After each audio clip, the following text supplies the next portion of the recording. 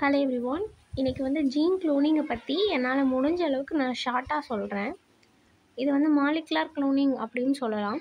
தென் இதோட டெஃபினிஷன் பார்த்தோம் அப்படின்னா, ஒரு பர்டிகுலரான ஒரு ஸ்பெசிஃபிக் ஜீன் இல்லைன்னா அந்த டிஎன்ஏ சீக்வன்ஸை வந்து ரெக்கமெண்ட் டிஎன்ஏ டெக்னாலஜி வழியாக க்ளோன் பண்ணுறது தான். ஓகேவா? இப்போ ஒரு ட்ரீ இருக்குது அப்படின்னா அந்த ட்ரீ வந்து நல்லா பூக்குது. ஸோ அந்த பூக்கிறதுக்கு காரணம் என்ன? ஒரு ஸ்பெசிஃபிக்கான ஒரு ஜீன் வந்து அதில் இருக்கும், அப்படி தானே? அந்த ஸ்பெசிஃபிக்கான ஜீனை எடுத்து அதை வந்து க்ளோன் பண்ணுறது. அந்த என்டையர் ஆர்கனைசத்தையும் எடுத்து நம்ம க்ளோன் பண்ணல, அந்த டிஎன்ஏ சீக்வன்ஸிங்கை மட்டும்தான் நம்ம எடுத்து க்ளோன் பண்ணி இதே ஒரு பூக்காத ஒரு ஒரு பிளான்ட்லேயோ ஒரு ட்ரீலேயோ இதை வந்து இன்செக்ட் பண்ணுறதுனால அதுவும் வந்து அதிகமாக பூக்க ஆரம்பிக்கும். ஓகேவா? இதுக்கு அப்ளிகேஷன்ஸ் வந்து நிறைய இருக்குது. இதுதான் இதோட சிம்பிள் டெஃபினிஷன். அண்ட் இதோட பர்பஸ் பார்த்துக்கலாம். To study gene function and regulation. ஒரு ஸ்பெசிஃபிக்கான ஒரு ஜீன் வந்து என்ன ஃபங்க்ஷன் பண்ணுது அப்படிங்கிறத வந்து மேஜாரிட்டி ஸ்டடீஸ்க்கு வந்து இது யூஸ் ஆகுது. Then to produce large quantity of gene or protein. இப்போ இதில் எக்ஸாம்பிளாக வந்து இன்சுலின் அண்ட் க்ரோத் ஹார்மோன்ஸ் வந்து கொடுத்துருக்கேன். இப்போ இன்சுலின் அப்படின்னா பார்த்திங்கன்னா ஒரு நம்மளோட பாடியில் வந்து கொஞ்சம் அமௌண்ட் ஆஃப் இன்சுலின் தான் நேச்சுரலாகவே ப்ரொடியூஸ் ஆகும். ஸோ அப்போது நேச்சுரலாகவே வந்து கம்மியாக இல்லைன்னா ப்ரொடியூஸ் ஆகாத ஹியூமன்ஸ்க்கு வந்து இந்த இன்சுலின் கொடுக்கணும் அப்படின்னா நம்ம ஒரு லார்ஜ் குவான்டிட்டியாக வந்து ப்ரொடெக்ஷன் பண்ணணும். ஸோ இதுக்காக ஒவ்வொரு உயிரினத்தையும் வந்து கொண்டு அந்த இன்சுலின் லெவலை நம்ம எடுத்தோம் அப்படின்னா நிறைய உயிரினங்கள் வந்து இறந்துரும். அப்புறம் நமக்கு வந்து தேவையான அளவுக்கு வந்து கிடைக்காது. இன்சுலினோட விலை வந்து அதிகமாக இருக்கும். ஸோ இதில் என்ன பண்ணுறாங்க அப்படின்னா, இன்சுலினை பர்டிகுலராக ஒரு ஜீன் தான் சிந்தசிஸ் பண்ணோம், அப்படிதான். அந்த ஜீனை எடுத்து க்ளோன் பண்ணி ஆர்டிஃபிஷியலாகவே அதே இன்சுலினை வந்து ரெக்கமெண்ட் டெக்னாலஜி வழியாக ப்ரொடியூஸ் பண்ணுறாங்க. இதுதான் இதோட மேஜர் பர்பஸ். நெக்ஸ்ட் வந்து to engineer genetical modified organism. நிறைய ஜெனட்டிக்கல் மாடிஃபைடு ஆர்கானிசம் வந்து இந்த டெக்னிக் மூலமாக தான் க்ரியேட் ஆகுது. ஓகேவா? ஒரு ஆர்டிஃபிஷியலாக ஒரு பிளான்ட்டையோ இல்லைன்னா நமக்கு வந்து நிறைய ப்ரோட்டீன்ஸ் இருக்கிற மாதிரி ஒரு ஃபிஷ்ஷையோ இந்த மாதிரி ஜீனை க்ளோன் பண்ணி ஆல்ட்ரேஷன் பண்ணுறதுனால தான் இதை மாதிரி க்ரியேட் ஆகுது. ஓகேவா? இப்போ எக்ஸாம்பிளாக சொல்லணும் அப்படின்னா, ஒரு மீன் வந்து நல்ல ப்ரோட்டீன் இருக்குது, ஆனால் அதில் வந்து அதிகமாக அந்த ஃப்ளஷ் இல்லை அப்படின்னா இன்னொரு ஒரு மீனில் நிறையவே சதை இருக்கும், பட் அதில் வந்து ப்ரோட்டீன் கண்டென்ட் மேபி கம்மியாக இருக்கலாம்.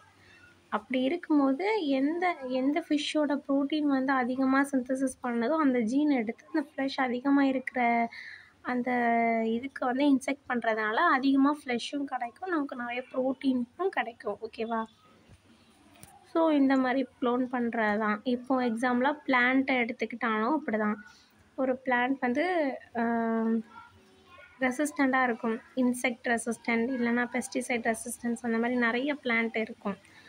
அந்த பிளான்ட்டில் உள்ள அந்த ரெசிஸ்டன்ட் இருக்கிற அந்த ஜீன் எடுத்து ஒரு ஹை ஈல்டு கொடுக்குற ஒரு நல்ல விளைச்சல் கொடுக்குற ஒரு பிளான்ட்டுக்கு வந்து இன்செக்ட் பண்ணுறதுனால அந்த பிளான்ட் வந்து அதிக விளைச்சலாகவும் கொடுக்கும். இன்செக்ட்டுக்கு வந்து இன்செக்ட் அண்ட் அதர் ப்ரிகாஷன்ஸ்க்கு வந்து ரெசிஸ்டண்டாகவும் இருக்கும். ஓகே, தென் இதோட ப்ராசஸ் தான் பார்க்க போகிறோம். First isolation of DNA. எந்த ஒரு டார்கெட் ஜீன்லேருந்து நம்ம ஐசோலேட் பண்ண போகிறோமோ அதிலேருந்து அந்த ஸ்பெசிஃபிக்கான ஜீனை வந்து எக்ஸ்ட்ராக்ட் பண்ணணும். Then insert into vector. அந்த எக்ஸ்ட்ராக்ட் பண்ண ஜீனை வந்து ஒரு வெக்டார் பிளாஸ்மிட், எக்ஸாம்பிளாக பிளாஸ்மிட் நிறைய வெக்டார்ஸ் இருக்குது, பேக் யாக் அந்த மாதிரி. ஸோ பர்டிகுலராக இதில் பிளாஸ்மிட் எடுத்திருக்கோம். ஓகேவா? By using restriction enzyme and ligase. Restriction enzyme and லைகேஸ்னால் என்ன, அதோட ஃபங்க்ஷன் என்ன அப்படிங்கிறது உங்களுக்கு தெரியும். இதை பற்றி என்னோட டீட்டெயில்ஸ் தெரிஞ்சுக்கணும் அப்படின்னா நம்ம சேனலில் ஆல்ரெடி வீடியோ போட்டாச்சு, போய் பார்த்துக்கோங்க. தென் டிரான்ஸ்ஃபர்மேஷன். இந்த ரெக்காமினன்ட் அதாவது மாடிஃபை பண்ண அந்த பிளாஸ்மிடை வந்து ஒரு ஹோஸ்ட் செல்லுக்கு வந்து இன்ட்ரோடக்ஷன் பண்ணுறது தான் டிரான்ஸ்ஃபர்மேஷன் அப்படின்னு சொல்கிறோம். தென் இந்த ஹோஸ்ட் செல் வந்து மேக்ஸிமம் ஈக்கோலேவாக இருக்கும். ஏன்னா ஈக்கோலே வந்து கொஞ்ச நேரத்திலேயே அதிகமாக ரிப்ளிகேஷன் பண்ணும், அதனால். தென் செலெக்ஷன் அண்ட் ஆம்ப்ளிஃபிகேஷன். இப்போ ஒரு ஹோஸ்ட் செல்லை இன்செர்ட் பண்ணியிருக்கோம் அப்படின்னா அந்த ரெக்கமெண்டட் பிளாஸ்மீடை வந்து இன்செர்ட் பண்ணியிருக்கோம் அப்படின்னா ஆல்ரெடி அந்த ஹோஸ்ட் செல்லில் வந்து நிறைய பிளாஸ்மீட் இருக்கும். ஸோ நம்மளோட ரெக்கமெண்டட் பிளாஸ்மீட் என்ன அப்படிங்கிறத வந்து பர்டிகுலராக செலக்ட் பண்ணணும். அதுக்கு வந்து நம்ம ஆன்டிபயோட்டிக் ரெசிஸ்டன்ஸ் மெத்தட் யூஸ் பண்ணிக்கலாம். ஓகேவா? இதனால் வந்து அந்த பர்டிகுலரான ரெக்கமெண்டட் பிளாஸ்மீட் மட்டும் ரெசிஸ்டண்ட்டாக இருக்கும். தென் ஹார்வெஸ்டிங் அந்த மாதிரி ரெசிஸ்டண்ட்டாக இருக்கிறத வந்து அந்த ஆன்டிபயோட்டிக் ரெசிஸ்டன்ஸில் நம்மளோட ரெக்கமெண்டடை வந்து நம்ம வந்து செலக்ட் பண்ணியாச்சு. தென் அதை வந்து ஒரு இண்டஸ்ட்ரியல் யூஸுக்கோ இல்லைனா ரிசர்ச்சுக்கோ வந்து யூஸ் பண்ணிக்கலாம். ஓகே, அந்த க்ளோனான ஜீனையோ ஆர் ப்ரோட்டீனையோ. தென் இதோட அப்ளிகேஷன் பார்த்தோம் அப்படின்னா production of recombinant protein, insulin or vaccine, then genetic engineer in agriculture, pest resistant crops, then gene therapy research. இதுக்கு நிறைய அப்ளிகேஷன்ஸ் இருக்குது. தென் இதோட டயக்ராம் பார்க்கலாம். நான் வந்து ப்ரொசீஜரில் என்ன சொன்னனோ அதுதான் இந்த டயக்ராமில் வந்து இருக்குது. ஃபஸ்ட்டு வந்து ஒரு செல்லுலேருந்து பிளாஸ்மீடை வந்து எடுத்திருக்காங்க. தென் இன்னொரு டார்கெட் செல்லுலேருந்து அந்த ஸ்பெசிஃபிக்கான ஜீனை வந்து ரெஸ்ட்ரிக்ஷன் என்சைம் யூஸ் பண்ணி கட் பண்ணியிருக்காங்க. தென் இந்த ரெண்டையும் வந்து ரெக்கமெண்ட் பண்ணியிருக்காங்க. இதை வந்து ரெண்டையும் லைகேட் பண்ணுறதுக்கு லைகேஸ் என்சைமை யூஸ் பண்ணி லைகேட் பண்ணியிருக்காங்க.